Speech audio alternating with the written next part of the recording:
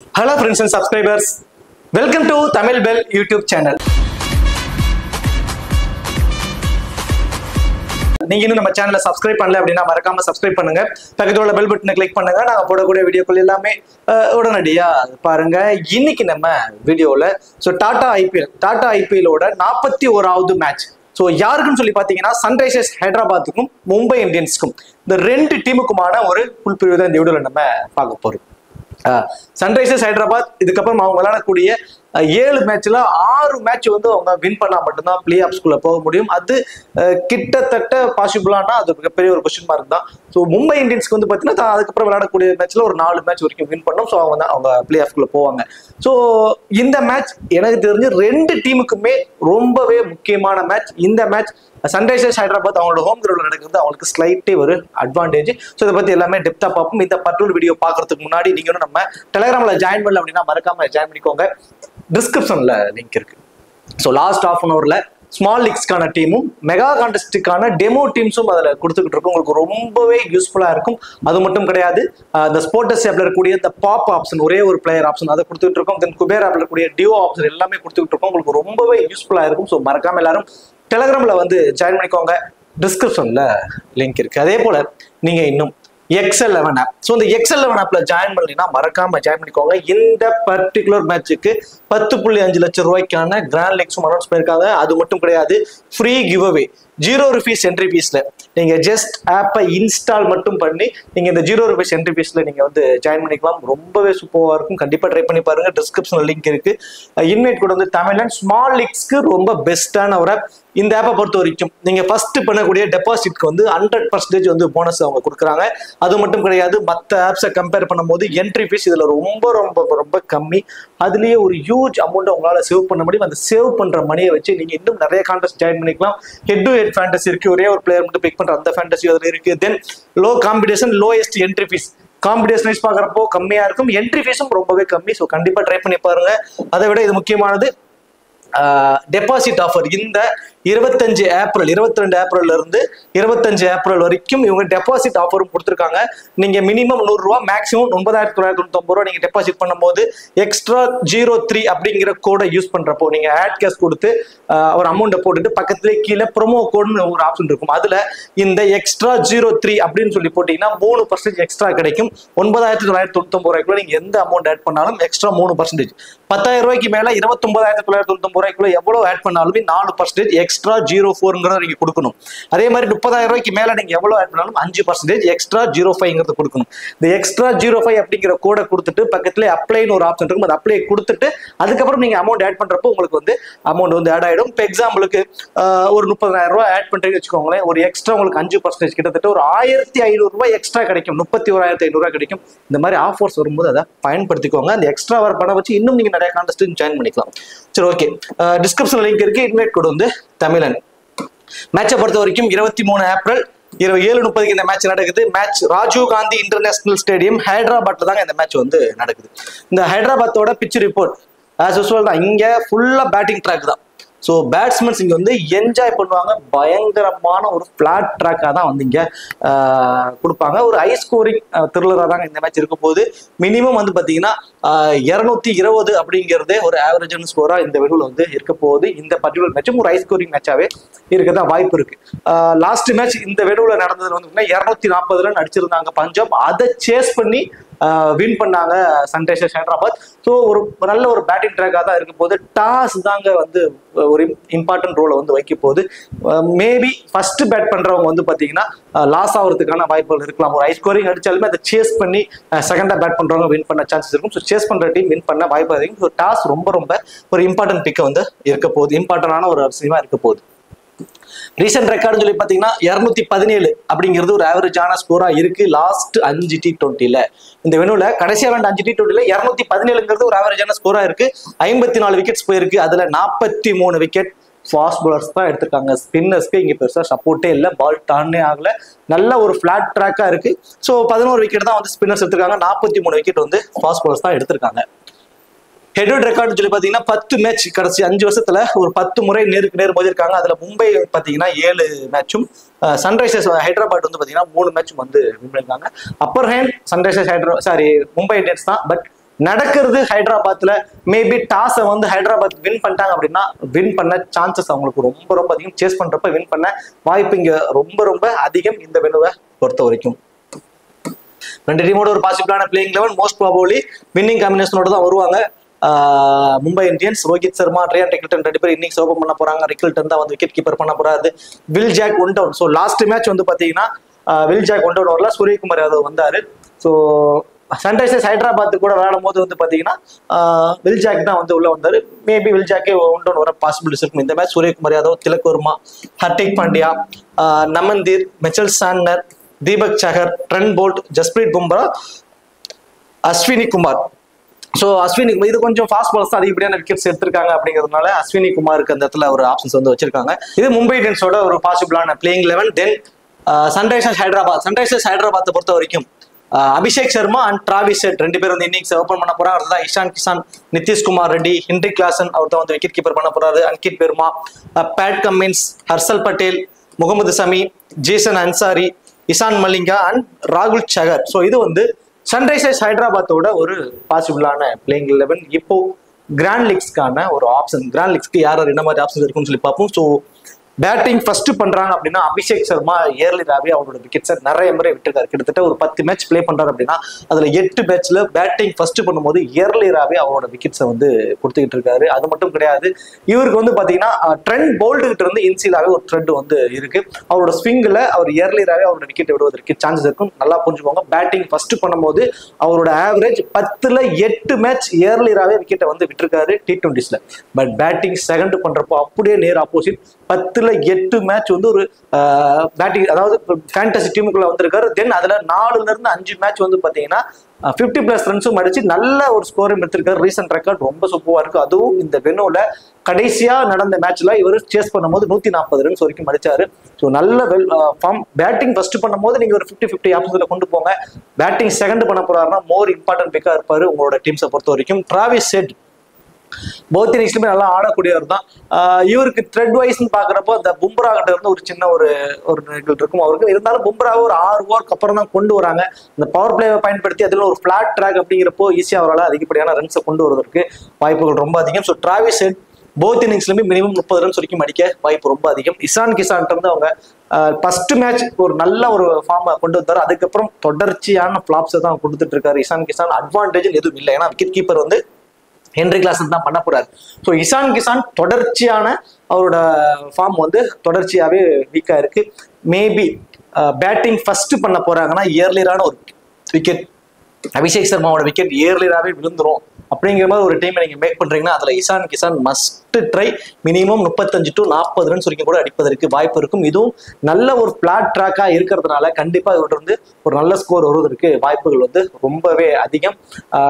இயர்லியரா ஒரு விக்கெட் விழுந்துரும் batting first பண்ண போறாங்க அப்படிங்கிற பட்சத்துல நீங்க அபிஷேக் சர்மாவோ அல்லது டிராவிஸ் ஹெட்டோ யாராவது ஒரு விக்கெட் இயர்லியரா விழுந்துங்கிற மாதிரி ஒரு டீமை நீங்க போட்டீங்கன்னா அதுல இசான் கிஷான் ரொம்பவே இம்பார்ட்டன்ட் பிக்கா வந்து இருப்பாரு. இந்த வெனோ ஒரு 200 ரன் அடிக்கக்கூடிய வேணும், நல்லா ஃபிளாட்டா இருக்கிறதுனால வர்றவங்க எல்லாருமே பேட்டை விடுவாங்க. ஸோ பேட்ஸ்மேன்ஸ் என்ஜாய் பண்ணி ஆட விடுவாங்க. பேட்ஸ்மேன்ஸ்க்கு மோர் இம்பார்ட்டன்ஸ் நீங்க கொடுத்துக்கிறது ஒரு பெட்டர் ஆப்ஷனா வந்து இருக்கும். So Ishan Kishan first bat பண்ணும்போது ரொம்பவே மோர் இம்பார்ட்டன்ட் பிக்கா வந்து இருப்பாரு உங்களுடைய டீம்ஸை பொறுத்த வரைக்கும். நிதிஷ்குமார் ரெட்டி யூஸ்வலாவே வந்து பாத்தீங்கன்னா நிதிஷ்குமார் ரெட்டி அவரோட ஃபார்ம் நல்லா இருக்கும், பவுலும் பண்ணுவார். பட் இந்த சீசன்ல பவுல் பண்ணல, அது அவருக்கு கூடிய மிகப்பெரிய ஒரு மைனஸா இருக்கு. ஸோ ஃபீல்டிங்ல அவரோட பொசிஷன்ஸ் எல்லாமே இந்த ஸ்கொயர் பவுண்டரிஸை கவர் பண்ணியிருக்கு. சம்டைம்ஸ் லாங் ஆஃப்லையும் இருக்காரு. ஸோ 1 or 2 கேச்சஸ் பிடிக்கும் பாசிபிலிட்டிஸ் இருக்கு. அவருக்கு கூடிய அட்வான்டேஜ் எல்லாம் பாத்தீங்கன்னா கேட்ச் பிடிக்க வாய்ப்பு இருக்கு. தென் பேட்டிங் செகண்ட் பண்ணும்போது ஐ திங்க் எனக்கு தெரிஞ்சு ஒரு ரொம்பவே இம்பார்ட்டன்ட் பிக்கா இருப்பாரு. ஃபேண்டசி டீம்ல வருவதற்கான வாய்ப்பும் ரொம்ப அதிகம். பேட்டிங் ஃபர்ஸ்ட் பண்றப்போ இயர்லியரா 2 விக்கெட் விழுந்துரும். மும்பைக்கு ஃபேவரா நீங்க ஒரு டீமை போடுறீங்க, ஒரு இயர்லியராகவே 2 விக்கெட் வந்து விழுந்துரும் அப்படிங்கிற மாதிரி ஒரு டீமை போட்டீங்கன்னா அதுக்கு நிதிஷ்குமார் ரெட்டி ரொம்ப ஆப்டா இருப்பாரு. பேட்டிங் ஃபர்ஸ்ட் பண்ணும்போது நியூட்ரலான டீமா தான் நீங்க போட போறீங்கன்னா அதுல பேட்டிங் செகண்ட் பண்ணும்போது மஸ்ட் ட்ரை நிதிஷ்குமார் ரெட்டியை பொறுத்த வரைக்கும் ஃபேண்டசி டீம்ல வருவதற்கான சான்சஸ் ரொம்ப ரொம்ப ரொம்ப ரொம்ப அதிகம். அது மட்டும் கிடையாது, மும்பை இந்தியன்ஸ்க்கு அகேன்ஸ்டாவும் நல்ல ஆவரேஜும் வச்சிருக்காரு. பேட்டிங் செகண்ட் பண்ணும்போது ரொம்ப ரொம்ப ரொம்ப இம்பார்ட்டன்ஸ் கொடுத்துக்கோங்க நிதிஷ்குமார் ரெட்டிக்கு. ஹென்ரி கிளாசன் பேட்டிங் ஃபர்ஸ்ட் தாங்க. பேட்டிங் ஃபர்ஸ்ட்னா கடைசி 5 ஓவரை இவரை கண்ணை முடிட்டு இறக்கி விட்டுருவாங்க. வேற எந்த விக்கெட் விழுந்தாலும், சப்போஸ் முதல் 3 பேருமே ஒரு 15 ஓவர் வரைக்கும் ஆடிட்டாங்கன்னா, ஒரு 12-13 ஓவர் வரைக்கும் ஆடிட்டா கூட உடனே நிதிஷ்குமார் ரெட்டிக்கு முன்னாடி ஹென்ரி கிளாசனை வந்து ஆட வச்சிருவாங்க. So Henry Klaasen batting first பண்ணும்போது கடைசி 5 ஓவரை வந்து அவர்கிட்ட கொடுத்துருவாங்க. ஸோ அவர் வந்து ஒரு கணிசமான ஸ்கோரை வந்து அடிச்சு கொடுத்துட்டு போயிடுவாரு. தென் விக்கெட் கீப்பருங்கிற ஒரு அட்வான்டேஜ். ஸோ இது எல்லாம் சேர்த்து அவரோட ஃபேண்டசி டீம்ல வருவதற்கான பாசிபிலிட்டிஸ் ரொம்ப அதிகம். அதுவே பேட்டிங் செகண்ட் பண்ணும்போது விக்கெட் கீப்பர் மூலியமா கிடைக்கக்கூடிய ஃபேண்டசி மட்டும் தான் அவருக்கு மஸ்டா இருக்கும். தென் பேட்டிங்ல ஒரு வருவாரோ அப்படிங்கிறது கூட மிகப்பெரிய கொஸ்டின் மார்க். பை சான்ஸ் ஒரு 150 ரன்னோ 160 ரன்னுக்குள்ளேயோ மும்பை இந்தியன்ஸ் சுருண்டுறாங்க அப்படின்னா டாப் 4 பேருமே இந்த பிளாட் ட்ராக்ல அடிச்சு வின் பண்ண கூட பாசிபிலிட்டிஸ் இருக்கு. சம்டைம்ஸ் ஹென்ரி கிளாசன் பேட்டிங் வராம கூட போவதற்கு சான்சஸ் இருக்கு. அவரோட டவுன் அந்த மாதிரி. அதே மாதிரி சேஸ் பண்ணும்போது ஏர்லி தான் 2 விக்கெட் விழுந்துட்டா கூட ஹென்ரி கிளாசனுக்கு முன்னாடி கூட நீங்க அன்கிட் பெருமா மேபி இன்னொரு இம்பாக்ட் பிளேயர்ல வச்சு யாரையாவது உள்ள கொண்டாந்து கூட ஆட வைப்பதற்கு கூட சான்சஸ் ரொம்ப அதிகம் தான். ஏன்னா 6 பவுலிங் ஆப்ஷன்ல போயிருக்காங்க. அந்த அபினவ் மனோகர் அவரை வந்து பாத்தீங்கன்னா அந்த டைம்ல பயன்படுத்திக்குவாங்க. ஏர்லியரா விக்கெட்ஸ் விழுறப்போ அந்த ராகுல் சாகருக்கு பதில அவரையோ அல்லது வந்து பாத்தீங்கன்னா ஈசான் மலிங்கா அவருக்கு பதிலாக அந்த கமிந்து மெண்டிஸை கூட இந்த மேட்ச் உள்ள கொண்டு வர வாய்ப்பு இருக்கும். ஸோ அப்போ ஹென்ரி கிளாசனோட டவுன் கொஞ்சம் டவுன் ஆகிக்கிட்டே இருக்கும். பேட்டிங் ஃபர்ஸ்ட் பண்றப்போ அவரை முடிஞ்ச வரைக்கும் மேல ப்ரொமோட் பண்ணுவாங்க. பேட்டிங் செகண்ட் பண்ணும்போது அவரோட டவுன் கொஞ்சம் கீழே இறக்கிக்கிட்டே போறப்போ பேட்டிங் செகண்ட் அப்படின்னா அவருக்கு நீங்க ஒரு 50-50 ஆப்ஷன்ஸ்ல கொண்டு போறதா ஒரு பெட்டர் ஆப்ஷன். அன்கிட் பெர்மாவை பொறுத்த வரைக்கும் கடைசி 2 ஓவர் 3 ஓவர் தான் வந்து ஒரு குயிக் ஃபயர் நாக் ஆடி கொஞ்சம் ரன்ஸை வந்து ஏற்றி கொடுக்கக்கூடிய ஒரு ஃபினிஷர் ரோல் தான் அவருக்கு இருக்கு. பேட் கமின்ஸ் நல்லாவே தெரியும். பேட்டிங்ல வந்தாருன்னா மினிமம் 10 ரன் அவர்கிட்ட வந்து வந்துடும். ஸோ இந்த 10 ரன் அப்படிங்கிறப்பவே அதுக்கே வந்து பாத்தீங்கன்னா 20 ஃபேண்டசி பாயிண்ட்ஸ் வந்துடும் நியூ பாயிண்ட் சிஸ்டத்துல. ஸோ அஸ் அ பேட்டரா ஒரு 20 ஃபேண்டசி பாயிண்ட்ஸோட வந்துடுறாரு. பவுலரா ஒரு விக்கெட் எடுத்துட்டாருனாலும் 30 ஃபேண்டசி பாயிண்ட்ஸ், ஒரு 50 to 55 ஃபேண்டசி பாயிண்ட்ஸ் அவருக்கு சாலிடா கிடைச்சிரும் போத் இன்னிங்ஸ்லுமே. குறிப்பா ஃபர்ஸ்ட் போல் பண்ணும்போது அந்த டெத் ஓவர்ஸ்ல போல் பண்றதுனால 2 விக்கெட் கிடைக்கும். ஸோ கிட்டத்தட்ட 80 ஃபேண்டசி பாயிண்ட்ஸ் வரைக்கும் வர பாசிபிலிட்டிஸ் ரொம்ப அதிகம் பேட் கமின்ஸை பொறுத்த வரைக்கும். ஹர்ஷல் பட்டேல் இந்த வெனுவுல போத் இன்னிங்ஸ்லுமே நல்லா போல் பண்ணக்கூடியவர். அது இல்லாம குறிப்பா அந்த ஃபர்ஸ்ட் போல் பண்ண போறப்போ மினிமம் 2 மேக்சிமம் 3 விக்கெட் வரைக்கும் கூட எடுப்பதற்கு பாசிபிலிட்டிஸ் ரொம்ப அதிகம். பேக்கப் அந்த ஹேண்ட்ல ஸ்லோவர் டெலிவரிஸ் நிறைய போடுவாரு, கட்டர்ஸ் வேரியேஷன்ஸ் நிறைய போடுவாரு. இந்த T20க்கு ஒரு ஆப்டான பவுலர். குறிப்பா ஃபர்ஸ்ட் போல் பண்றப்போ ரொம்பவே இம்பார்ட்டன்டா இருப்பாரு. 2ங்கிறது 3 விக்கெட் கூட எடுப்பதற்கு சான்சஸ் இருக்கும் ஃபர்ஸ்ட் போல் பண்ணும்போது. ஸோ செகண்டா போல் பண்றப்போ 1 விக்கெட் வரைக்கும் எடுப்பதற்கான பாசிபிலிட்டிஸ் தாங்க அவருக்கு இருக்கும். முகமது சமி இந்த சீசன் ஒரு ஒர்ஸ்ட் சீசனா சில பேருக்கு இருக்கு இல்லைங்களா, அந்த மாதிரி தான் முகமது சமிக்கும் ஒரு ஒர்ஸ்ட் சீசனா இந்த சீசன் அவருக்கு வந்து இருக்கு. முகமது சமியை பொறுத்த வரைக்கும் ஒரு தப்பான டீம் இவங்களை பை பண்ணிட்டாங்க அப்படிங்கிற மாதிரி தான். ஏன்னா எல்லா டீமுமே அவங்களோட ஹோம் கண்டிஷன்ஸ்க்கு தகுந்த மாதிரியான ஒரு பவுலர் தான் எடுப்பாங்க. ஸோ இவர் குஜராத்ல இருந்த வரைக்கும் அந்த இன்சியல் ஸ்விங்கை அழகா பயன்படுத்தி விக்கெட்ஸ் எடுத்துக்கிட்டு இருந்தாரு. இந்த இன்சியல் ஸ்விங்கு ரொம்ப இம்பார்ட்டன்ட்.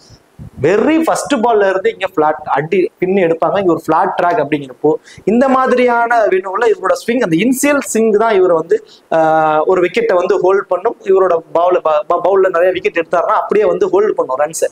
ஸோ அது இங்க மிஸ் ஆகுது.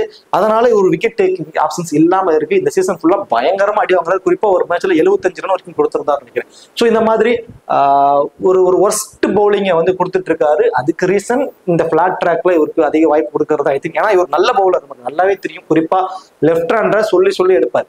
இந்த முறை இவர்கிட்ட இருந்து மினிமம் 1 விக்கெட் சாலிடா கிடைச்சிடுங்க. குறிப்பா செகண்டா போல் பண்ணும்போது 2 விக்கெட் கூட எடுத்துருவாரு. செகண்டா போல் பண்ணும்போது மஸ்டா நீங்க ட்ரை பண்ணி பாருங்க இந்த பர்டிகுலர் மேட்சை. என்ன காரணம்னா லெஃப்ட் ஹேண்டருக்கு இவருக்கு இன்சியலா பவுல் பண்ணும்போது ரிக்கல்டன் ஒருத்தர் இருக்காரு. இந்த முதல் ஓவர் 2வது ஓவர்லயே ஒரு விக்கெட் எடுத்துட்டாரு அப்படின்னா அதுக்கப்புறம் வரக்கூடிய அடுத்த 2 ஓவர்ல கண்டிப்பா ஒரு விக்கெட் எடுத்துருவாரு. ஸோ 2 விக்கெட் வரைக்கும் எடுப்பதற்கான வாய்ப்பு ரொம்ப ரொம்ப ரொம்ப அதிகம் முகமது சமியை பொறுத்த வரைக்கும். குறிப்பா செகண்டா பவுல் பண்ணும்போது ஒரு டிஃபரன்சியல் பிக்காவும் லோ பர்சன்டேஜ் பிக்காவும் உங்க டீமுக்கு இருப்பாரு முகமது சமியை பொறுத்த வரைக்கும். ஜீசன் அன்சாரிட்ட இருந்து 1 விக்கெட்டும் இஷான் மலிங்காட்ட இருந்து 1 விக்கெட்டும் கிடைக்கும். இந்த மேட்ச் 5 ப்ராப்பர் பவுலர் ஆப்ஷனோட தான் போக போறாங்க. ஐ திங்க் ராகுல் சாகர் இந்த மேட்ச் இருக்க வாய்ப்பு இல்லை. அந்த இடத்துல அபினவ் மனோகர் தான் வந்து இருப்பாரு. ஸோ அபினவ் மனோகர் ஏன்னா ஒரு பேட்டிங் ட்ராக் ஒரு பெரிய ஸ்கோர் வேணும் கூட ஒரு பேட்டிங் தான் ஆப்ஷன்ஸ் கொண்டு வருவாங்க. ஏன்னா இன்னொரு ஆப்ஷனா பவுலிங்க்கு அபிஷேக் சர்மா இருக்காரு 6th பவுலிங்க்கு. மேபி கமிந்து மெதிஸ் வந்தாரா கமிந்து மெதிஸ் இருக்காரு அப்படிங்கிறதுனால ராகுல் சாகர் இருக்க மாட்டாரு. எக்ஸ்ட்ரா ஒரு பேட்டிங் ஆப்ஷனோட தான் போவாங்க. I think like Ishan Malinga இருக்க மாட்டாரு. இஷான் மலிங்காவுக்கு பதில் அந்த இடத்துல மேபி கமிந்து மெதிஸ் உள்ள வர பாசிபிலிட்டிஸ் இருக்கும். சப்போஸ் ராகுல் சாகரை வெளியே கொண்டு போயிட்டாங்க அப்படின்னா அந்த இடத்துல வந்து அபினவ் மனோகர் கொண்டு வருவாங்க. அபினவ் மனோகர் வந்து ஒரு 10 to 15 ரன்ஸ் வரைக்கும் அடிக்க தான் வாய்ப்புகள் இருக்கும். ஸோ இந்த டீமை பொறுத்த வரைக்கும் முகமது சமி செகண்டா போல் பண்ணும்போது must try. Harshal Patel, Pat Cummins ரெண்டு பேருமே ஃபர்ஸ்ட் போல் பண்ணும்போது கேப்டன் வைஸ் கேப்டனுக்கே ட்ரை பண்ணி பார்க்கலாம், must try. I think flat track அப்படிங்கிறதுனால பிளேயரா மட்டும் உள்ள வச்சுக்கோங்க.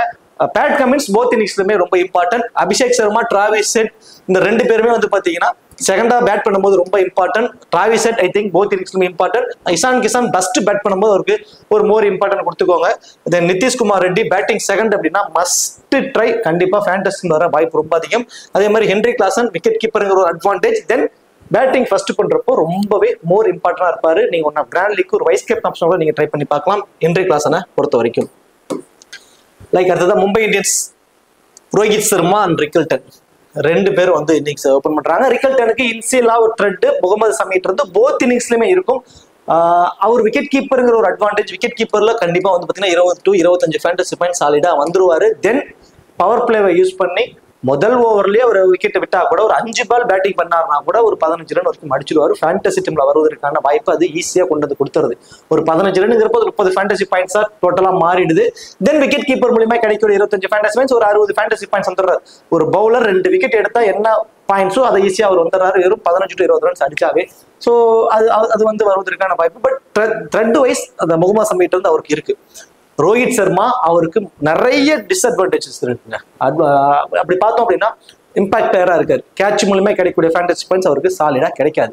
தென் பேட்டிங் ஃபர்ஸ்ட் பண்ணும்போது அவருக்கு வந்து த்ரெட் தரக்கூடிய இந்த லெஃப்ட் ஆர்ம் ஸ்பின் ஃபாஸ்ட் பாலருங்கிறது யாரும் இல்லை. அது ஒரு அட்வான்டேஜ். பேட்டிங் ஃபர்ஸ்ட் பண்ணும்போது அந்த ரன்ஸ் அதிகமா இருக்கணும் ஃபிளாட் ட்ராக் அப்படிங்கிறப்போ அடிச்சு ஆடணும்னு நினைக்கிறப்போ இவருக்கு த்ரெட்டா தரக்கூடியவங்க நல்ல வேகத்துல பவுன்சஸ் போடக்கூடியவங்க பால கண்டிப்பா புல் ஷாட்ல 6 அடிச்சிருவாரு. ஆனா அந்த ஸ்லோவர் கட்டர்ஸ் வேரியேஷன்ஸ்ல போடக்கூடிய பேட் கமின்ஸ் ஸ்லோவர் பவுன்சஸ் நிறைய போடுவோம். அந்த மாதிரி இதுல கொஞ்சம் மிஸ் ஷாட் ஆகி ஏர்லியரா விக்கெட் விழ சான்சஸ் இருக்கு. பேட்டிங் ஃபர்ஸ்ட் பண்ணும்போது ரோஹித் சர்மா பேட்டிங் ஃபர்ஸ்ட் பண்ண போறாருன்னா 20 to 25 ரன் அந்த ஃபேண்டசி டீம்ல வருமானா மிகப்பெரிய கொஸ்டின் மார்க் தான். அதுவே பேட்டிங் செகண்ட் பண்ணும்போது செம ஃபார்ம்ல இருக்காரு. ஸோ இது இப்போ கடைசியா விளையாண்ட மேட்ச் 2 மேட்சுமே சேஸ் பண்ணாங்க. சேஸ் பண்றப்போ ஒரு மேட்ச் குயிக் ஃபயரா ஒரு 30 ரன்னும், லாஸ்ட் மேட்ச் சிஎஸ்கே அகேன்ஸ்டா ஒரு மாதிரி 70-75 ரன் சம்திங் அடிச்சிட்டாரு. ஸோ இந்த மாதிரி நல்ல ஃபார்ம்ல இருக்காரு. கண்டிப்பா வந்து பேட்டிங் செகண்ட் பண்ணும்போது மோர் இம்பார்ட்டன்டா இருப்பாரு உங்களுடைய டீம்ஸை பொறுத்த வரைக்கும். பேட்டிங் ஃபர்ஸ்ட் நீங்க 50-50 ஆஃபீஸ்ல கொண்டு போய்க்கலாம். வில் ஜாக் இந்த மேட்ச் வந்து பாத்தீங்கன்னா முதல் 6 ஓவர் வரைக்கும் விக்கெட்ஸ் எதுவுமே விழல அப்படின்னா கண்டிப்பா இவருக்கு ஓவர் 2 to 3 ஓவராது கொடுத்துருவாங்க. டாப் 3 பேருமே லெஃப்ட் ஹேண்டர்ஸ் அப்படிங்கிறது இவருக்கு இருக்கக்கூடிய ஒரு அட்வான்டேஜ். லாஸ்ட் மேட்ச் மும்பைல நடந்தப்போ இவருக்கு ஓவர் கொடுத்தாங்க, ஒரு விக்கெட் எடுத்தாரு. தென் பேட்டிங்லயும் 1 down வந்து ஒரு 25 ரன்னோ 30 ரன் சம்திங் அடிச்சாரு. ஃபேண்டசி டீம்ல வந்துட்டாரு. இந்த மேட்ச் ஸ்லைட்லி அட்வான்டேஜ் தான். ஏன்னா அது இந்த ட்ராக்ல ஸ்பின்னர்ஸ்க்கு பெருசா சப்போர்ட் இல்ல, பிளாட் ட்ராக்கா இருக்கு, பால் பெருசா டர்ன் ஆகல அப்படிங்கிறப்போ லெஃப்ட் ஹேண்டர்ஸ் எகன்ஸ்டா ஒரு பவுல் பண்ணாலுமே விக்கெட் கிடைக்குமாங்கிற ஒரு கொஸ்டின் மார்க் இருக்கு. ஆனா பவுல் பண்ணுவாரு அப்படிங்கிற அட்வான்டேஜ். லாஸ்ட் மேட்ச் பவுல் பண்ணல, சிஎஸ்கே எகன்ஸ்டா அவன் ஒரு ஓவர் தான் பவுல் பண்ணாருன்னு நினைக்கிறேன். அதுக்கப்புறம் ஓவர் கொடுக்கல. இந்த மேட்ச் வந்து பாத்தீங்கன்னா கண்டிப்பா பவுலிங் ஆப்ஷன்ஸ் இருக்கு. ஒரு 2 ஓவர் வரைக்கும் பவுல் பண்ணுவாரு. அன்எக்ஸ்பெக்டடான ஒரு விக்கெட் அவரை ஃபேண்டசி டீம்ல கொண்டு வரும். அவருக்கு விக்கெட் கிடைக்கலன்னா கண்டிப்பா ஃபேண்டசி டீம்ல வரதுக்கான வாய்ப்பு கிடையாது. சூரியகுமார் யாதவ் ஃபார்ம் ரொம்ப சூப்பரா இருக்குங்க. ரொம்ப ரொம்ப ரொம்ப சூப்பரா இருக்கு. மினிமம் 35 to 40 ரன்ஸ் வரைக்கும் அடிச்சிருவாரு. பை சான்ஸ் இவரை 1 down ஆட வச்சாங்க அப்படின்னா நீங்க ஒன்னா கிராண்ட் லீக்கு ஒரு கேப்டன் வைஸ் கேப்டனா கூட ட்ரை பண்ணலாம். ஸோ மல்டிபிள் டீம்ஸ் போடுறாங்க, ஒரு டீமுக்காவது ஒரு வைஸ் கேப்டன் ஆப்ஷனா ட்ரை பண்ணி பாருங்க. ஏன்னா சப்போஸ் செகண்ட் டவுன் அனுப்பிட்டாங்கன்னா வைஸ் கேப்டனுக்கு தான் ஆப்டா இருப்பாரு. 1 down வர மாதிரி இருந்தா கேப்டனுக்கே வந்து ஆப்டா இருப்பாரு. இந்த வெனு பேட்டிங் ட்ராக் அப்படிங்கிறதுனால ஒரு பெரிய ஸ்கோர் ஆடுறதுக்கு சான்சஸ் இருக்கும். ஸ்கொயர் பவுண்டரிஸும் டைமென்ஷன்ஸ் வந்து கம்மி தான் அப்படிங்கிறதுனால ஒரு நிறைய சிக்ஸஸ் ஆடவும் சான்சஸ் இருக்கு. திலக் வர்மா இந்த வெனுல நிறைய மேட்சஸ் ஆடி அனுபவம் இருக்கு. இந்த வெனுல இவருக்கு பயங்கர அனுபவம் இருக்கு. கொஞ்சம் முன்னாடி ப்ரொமோட் பண்ணுவாங்க. ஸோ அப்படிங்கிறப்ப ஐ திங்க் எனக்கு தெரிஞ்சு வில் ஜாக் வந்து அவரோட கொஞ்சம் டவுன் ஆர்டர் போறதுக்கு தான் வாய்ப்பு இருக்குன்னு நினைக்கிறேன். மேபி ரிக்கல்டன் ஏர்லியரா ஒரு விக்கெட்டை விட்டுட்டாரு அப்படின்னா அந்த இடத்துல நீங்க திலக் வர்மாவை ஆட வச்சு கூட பார்ப்பாங்க. இந்த மேட்ச் ஒரு டிஃபரன்சியல் பிக்கா திலக் வர்மா இருக்க வாய்ப்புகள் இருக்கு. ஒன் ஆஃப் கிராண்ட் லீகோட ஒரு கேப்டன் வைஸ் கேப்டனுக்கு 1 down வர மாதிரி இருந்தா அவர்கிட்ட இருந்து ஒரு நல்ல ஸ்கோர் வரும். அவர் ஃபேண்டசி டீமோட ஒரு இம்பாக்டை கிரியேட் பண்ற மாதிரி கூட இருக்கும். அந்த டீமுக்கு ஒரு இம்பாக்ட் பிளேயராகவும் அவர் இருப்பார் இந்த பர்டிகுலர் மேட்ச்ல. திலக் வர்மா கண்டிப்பா வந்து ஒரு 1 down வர ஒரு பாசிபிலிட்டிஸ் இருக்கு. ஸ்லைட்டு இந்த வெனுவலோட அவர் நிறைய ஆடி இருக்காரு, அனுபவம் இருக்கு.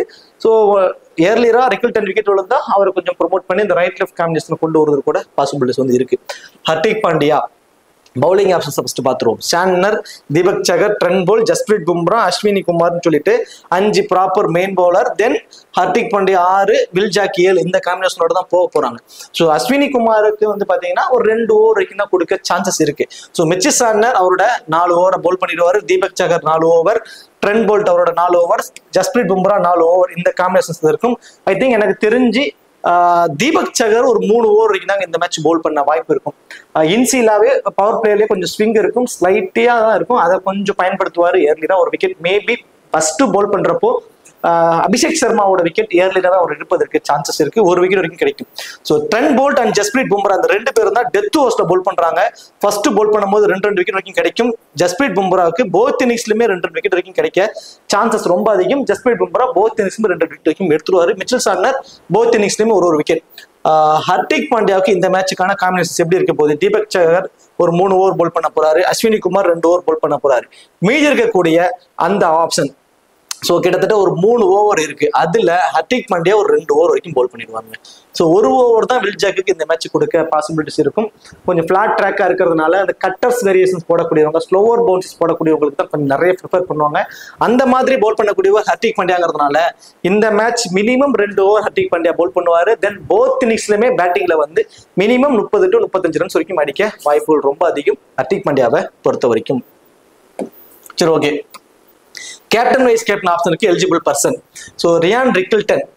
அவருக்கு வந்து பாத்தீங்கன்னா ஒரு விக்கெட் கீப்பருங்கிற ஒரு அட்வான்டேஜ் இருக்கு. சேஸ் பண்ணும்போது குயிக்கா ஒரு 35 to 40 ரன்ஸ் வரைக்கும் அடிப்பாரு. ஸோ செகண்டா வந்து பேட் பண்ண போறாருன்னா அவருக்கு ரிஸ்கா ஒரு வைஸ் கேப்டன் ஆப்ஷன் ட்ரை பண்ணுங்க. பேட்டிங் ஃபர்ஸ்ட்னா அவருக்கு நீங்க ஒமிட் பண்ணிடலாம். அதே மாதிரி திலக் வர்மா ஏர்லியரா ரிக்கில்டன் விக்கெட் விழுந்துருங்கிற மாதிரி ஒரு டீம் நீங்க போடுறீங்கன்னா அதுக்கு கண்டிப்பா திலக் வர்மாவுக்கு ஒரு கேப்டனாவோ ஒரு வைஸ் கேப்டன் ஆப்ஷனோ ட்ரை பண்ணி பாருங்க. இந்த மேட்ச் வந்து அவர் ஒரு கேப்டனா இருக்கிறதுக்கு சான்சஸ் ரொம்ப அதிகம். அதே மாதிரி சூரியகுமார் யாதவ் ட்ரை பண்ணுங்க. ஃபர்ஸ்ட் பவுல் பண்ண போறாங்கன்னா ஜஸ்பிரீத் பும்ராக்கு கண்டிப்பா ஒரு கேப்டன் வைஸ் கேப்டன் ஆப்ஷனா ட்ரை பண்ணி பாருங்க. குறிப்பா அந்த கடைசி ஓவர்ல கூட 2 விக்கெட் வந்து எடுப்பாரு. தென் மீதி இருக்க 3 ஓவர்ல 1 விக்கெட் எடுத்தா கூட கேப்டன் வைஸ் கேப்டனுக்கு ரொம்ப ஆப்டா இருப்பாரு. அதே மாதிரி சேஸ் பண்ண போறாங்க அப்படின்னா அபிஷேக் சர்மாவுக்கு கேப்டன் வைஸ் கேப்டனா கொடுங்க. டிராவிஸ் ஹெட் போத் இன்னிங்ஸ்லயுமே நீங்க கேப்டன் வைஸ் கேப்டன் ஆப்ஷனா கொடுத்து பார்க்கலாம். தென் பேட் கமின்ஸ் ஃபர்ஸ்ட் பவுல் பண்றப்ப கண்டிப்பா ஒரு டீமுக்காவது ஒரு கேப்டன் வைஸ் கேப்டன் ஆப்ஷனா ட்ரை பண்ணுங்க. ஃபர்ஸ்ட் பவுல் பண்ணும்போது 2-3 விக்கெட் கூட எடுக்கலாம். தென் பேட்டிங்ல வந்து சம் கான்ட்ரிபியூட் அவரால் கொடுக்க முடியுங்கிறதுனால கேப்டன் வைஸ் கேப்டனுக்கு ஆப்டா இருப்பாரு ஃபர்ஸ்ட் பவுல் பண்ண போறாங்க அப்படின்னா. சரி, ஓகே. இந்த வீடியோ உங்களுக்கு பிடிச்சிருக்கு நினைக்கிறேன். இந்த வீடியோ உங்களுக்கு பிடிச்சிருச்சு அப்படின்னா மறக்காம வீடியோ லைக் பண்ணி வீடியோ கொஞ்சம் சப்போர்ட் பண்ணுங்க. இந்த வீடியோ பத்திய கருத்துக்களை கமெண்ட் செக்ஷன்ல சொல்லிடுங்க. தேங்க்யூ.